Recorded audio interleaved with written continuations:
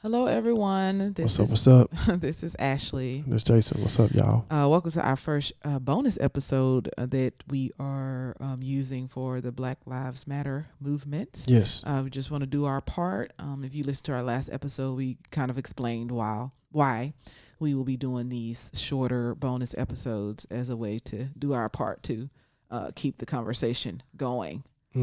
So this is in this episode we're going to talk about educating ourselves and also some of the strategies that are out right now to making change. Right. And just want people to understand that this is loveology is the study of love, right? And we feel like that racism is at its core basically the lack of love for all people, right?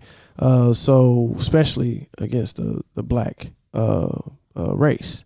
So when we studying this thing and we want to, when you study and you go through and you learn something new, you become a different person. So we're just trying to get information out because we're studying love over here.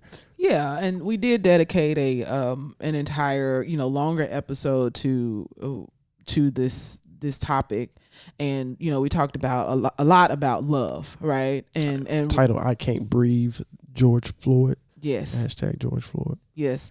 And so, of course, that is the ultimate goal, but we do understand that some policies are going to have to take place, before we can get to that level of ultimate love for all people, because we're all the human race. And so that's the ultimate goal, right? So these next episodes, bonus episodes, will probably be more focused on the immediate things that we need to be doing and the policies. Right.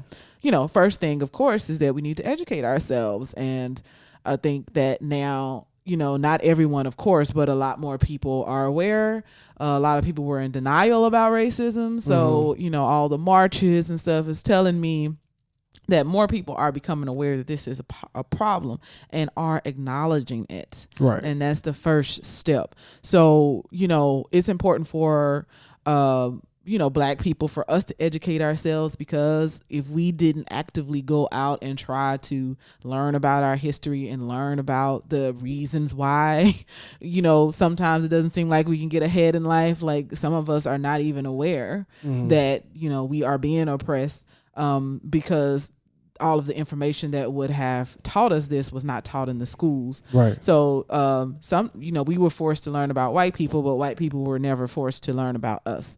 So for Black, not as in its entirety. Not in the, no. They learned about the slave trade. And, and then sometimes they sugarcoated that, right? Like they made it seem like, oh, everyone was indentured servants or something, not like this brutal thing that was happening to Black people. Well, I think initially it started off as indentured servants, but it went south from there. Yeah.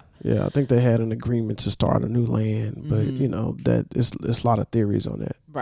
Right. So, it's important for all of us to be educating ourselves. And right now, of course, there's so many conversations about it. I mean, Jason and I just watched a documentary on Amazon Prime last night. Powerful documentary. Yes. I think it was called The Uncomfortable Truth. HBO has films, like, it's just so many resources, so many lists being compiled by magazines and and streaming platforms that are, really standing with the Black community and saying, here, please educate yourself. Right. I know we want to be quick, but just real quick, what touched you about The Uncomfortable Truth documentary? One specific thing that really touched me was, and this is, not going to give too much of it away, but a white guy, he's pretty much narrating it. And he's talking about his family, and he has his whole family like lineage, and he knows exactly who they are, what type of person they were, and how they died, and all that good stuff. And it's like, it went back for generations, like 7, 8, 9 generations. He could trace his family all the way back to before they came over here in the United States, and it was like, my jaw dropped because, most, from my information about, Black people in my family, I can't go back that far. Right. I can only go back, maybe my great great grandma, maybe. You know, I got my grandma, and then maybe my great great grandma. I know we had someone called Grandma Betty, but I'm not sure if she's my grandma's grandma or my grandma's mom. But he was able to go back like far, and I want to say like he probably knows his history all the way up to like kings and stuff, you know. And that's very sad for me, because it's like, dang, you know, I don't even know where I came from. I don't know what tribe. I don't know what my family represents as a whole. So it's almost like that history is just gone, you know. And so that kind of touched me a little bit. And that's the difference between, you know, some white people and some black people. I think a lot more black people has the same history, not knowing their great great great grandparents, and I would say more white people do know their great great great grandparents. You know. Yeah, absolutely. Yeah, it's kind of sad for sure that that we don't have that history, but we can start now. You know what I mean? Definitely. So understanding the why all of this stuff is happening is very important. And you know, there was a video that went viral of this young white girl who was arguing with her parents, and clearly she was just more educated, and she said that to them on all the issues, because her father was just saying, you know, black people in the ghetto, they want to do drugs and blah blah blah blah. So he has not educated himself on the why. So that is the first step, right? And like I said, for black people, sometimes we also have to educate ourselves on the why too, because it was hid from us as well, you know? So, once you get the why, right, we want to start figuring out what are the things that we can do, educating ourselves on the policies that we need to be changing, and the other strategies that, that we have out here that people are proposing to help us keep this momentum going. And if you been on social media, which a lot of people have, there's a video going around. A couple of videos, a lot of videos actually, but couple of them that stand out to me. One was this a black lady talking about how we was, you know, basically playing Monopoly, and you know, slavery is like, okay, well, black people in America is like, okay, you for 400 turns around the board, black people didn't get a chance to participate in a Monopoly game, but you know, for 400 terms, and that kind of represented 400 years of bondage, but when they did somehow get involved in it, it was strictly for to elevate the white players, right? Because they're getting free labor from us, and it's elevating them. And then she was saying 50 more turns we was able to participate in the game, but then they said they saw that they was black people's creeping up. And they say, you know what, let's bring them back down. How dare them try to get on our level? And that's when you have all the race riots and going on, the burning down of Black Wall Street in Tulsa, Oklahoma. And that happened across the United States, right? Yeah. Happened and in lots Arkansas. of people, I'm sorry, but lots of people don't know about that Tulsa, Oklahoma thing. Yes. And I think that there was a TV show that they were discussing this on. Yeah. Like I didn't watch that episode, but people kept talking about it. And I think it happened last year, and white people just had no idea that happened, you know. Right. But anyway, sorry. No. So, with the Black Wall Street, that was huge, because we had so many different businesses. We had, they said 600 businesses, 21 churches, 21 restaurants, 30 grocery stores, 2 movie theaters, 6 private planes, hospital, a bank, post office, schools, libraries, law offices, and a bus system. And they burnt it down to the ground. Yeah. Because they was, just angry mobs was just upset because black people were successful, more successful than them, and like I said, you got to understand your history, because once the Civil War ended, that left a lot of white people in the South with no money, right? And they had some said they was even eating dirt to survive. And that's why some especially in the South, some white people feel like, all you have to do is grab, pull yourself up by your own bootstrap, because that's what they had to do to get out of that situation once the Civil War was over with. But they don't understand that they were still on the uneven playing field. Well, we didn't have boots. Yeah, we didn't even have boots. We didn't even have boots. We right? didn't have boots. We didn't even have feet. You Right. know, so it's like, it's just getting the information a little bit, skewed. So they got upset when you see successful people growing up around you, right? Mm-hmm. And then another video is this black gentleman, bald head with glasses, and he's talking about how we fight. It's you can check him out on the WilsonAcademy.org, and he's just basically giving a 2-point plan, acknowledging what's going on, why it happened. He gives a history of the civil rights movement and how it was effective, boycotting or coming together and doing these things for a long sustainable period of time to evoke change. He's talking about how just voting isn't enough, and having an economic strength. So if definitely go check out his plans. Like I said, is how we fight. It's the WilsonAcademy.org. Go definitely check that out and get that information on how we can help this movement.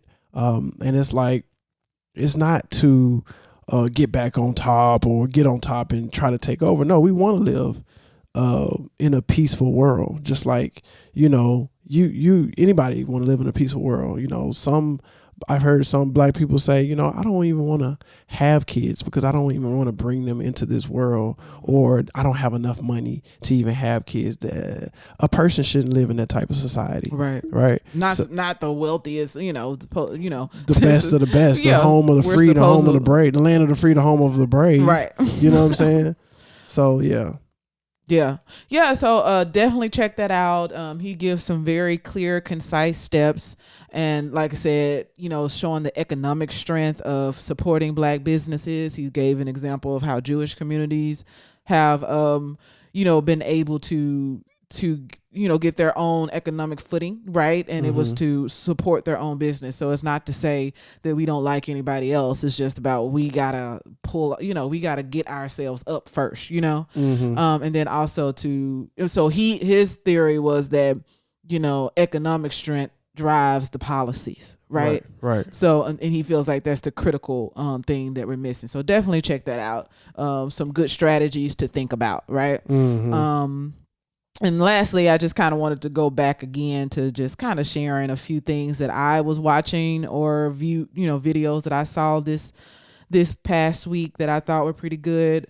Of course, the Obama Foundation did a town hall that was really good. You can go on YouTube and check that out. Reimagining policing in the wake of continued police violence. So if you go to obama.org, you'll be able to see that video. Okay. Brene Brown on her podcast is called Unlocking Us, I believe, and she spoke to a scholar. I believe his name is Ibram Kendi. I believe his name is Ibram Kendi. And he wrote a book called How to Be an Anti-Racist. I sold out on Amazon, which is a great thing, right? But you can still find the book. Because I was able to find it. So he had a lot of great knowledge. He's been working with this topic for a long time. So those were some really good. I haven't read that book yet, but they had a really good conversation. So check that out. You can check that out for free.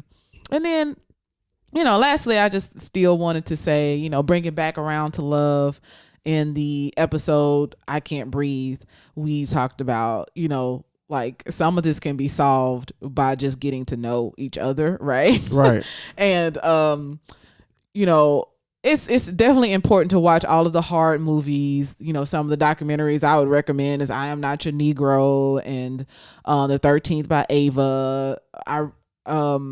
If you're not around black people, it's also important to see us in like light moods too. You know what I mean? And just see us as people who are walking around living their normal life. So I just kind of wanted to list like a few TV shows that I feel like are like great, right? You know, like Martin, right? I don't know where you can find Martin at, but you know, it's just a normal show, right? That shows black people living normally. And I think that's just as important, right? Living single, girlfriends. My favorite movie is called Boomerang, not the TV show that's on BET, but Boomerang with Eddie Murphy. It came out probably like a year before I was born or something. But I love that movie. And it's just so funny, so smart, you know. And it's just like sometimes I feel like people need to also do that, right? Some of the stuff that I like out right now is what's your favorite movie, Jason? Like you got a movie that you would recommend? I mean, I like Love and Basketball. I was just testing him to see because I know that's his favorite movie. Love and Basketball. Maybe that's a good one for teens to watch. You know what I mean? Yeah. Like, because that came out when we were teenagers, so that's why it's so near and dear to your heart. Yeah. But yeah, I think that is also very important too. Right now, I'm watching Insecure on HBO. You know, and I know a lot of people watch that show, but I just wanted to name some of these older ones because I think that can do a lot as well as just seeing us as people. That seems crazy to say that, but that's the truth, you know? Right. But, and then you can learn a lot about our culture, you know, by watching that and maybe gain a deeper understanding about certain things, you know? So there's just so many, you know, just find these TV shows and, you know, there's so much information out right now and people are putting it at the top. Like Amazon had these movies and documentaries right at the top, you know, of when you go onto the videos channel. So, yeah. All right. Well, we appreciate it. If you haven't listened to our other podcasts, other episode, go check on our other episodes. Check them out. Just leave that. Anywho. That's it. All right. Catch y'all next time. Peace out. Bye.